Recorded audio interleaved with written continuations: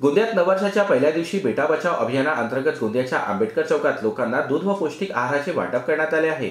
यावेळेस नशा हटाओ बेटा बचावचे नारे देण्यात आले, तर अनेक वेळा मावळत्या वर्षाला निरोप देताना 31च्या निमित्ताने दारू पार्टी करून अनेक लोक अपघाताला बळी जातात। त्यामुळे नशा हटाओ बेटा बचाव मोहीम अंतर्गत वर्षाच्या पहिल्या दिवशी दूध व पौष्टिक आहार वाटप करून आपल्या नवीन वर्षाला सुरुवात करावी असा संदेश यावेळी बेटा बचाव समितीने दिला आहे। गोंदिया जिले में दूध वाटप और पौष्टिक आहार वाटप का वितरण का प्रोग्राम जो हमने आज रखा गया है। हम ये चाहते हैं कि आने वाले भविष्य में युवा नशे से दूर रहें, पौष्टिक आहार लें, यही हमारी एक संकल्पना है।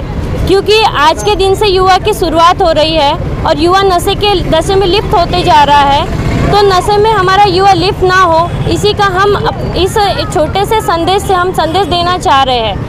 क्योंकि संपूर्ण भारत भर में नशे के चलते कितनी अपघात होते जा रही है हम देख रहे हैं। आज हमें बहुत दुख होता है इन सब चीज़ों को देखते हुए। पूरे भारत में कि नव वर्ष से आप नशे को छोड़े, शराब को छोड़े और पौष्टिक आहार और दूध का सेवन करें और अच्छे नव राष्ट्र का निर्माण करें। सरकार का भी काम है कि नशे को बंद करे। मैं सरकार से भी निवेदन करूंगा कि संपूर्ण नशे को बंद करेंगे, तभी बेटियों का जीवन भी खुशियों में से भरा रहेगा और परिवार भी सुखी रहेगा।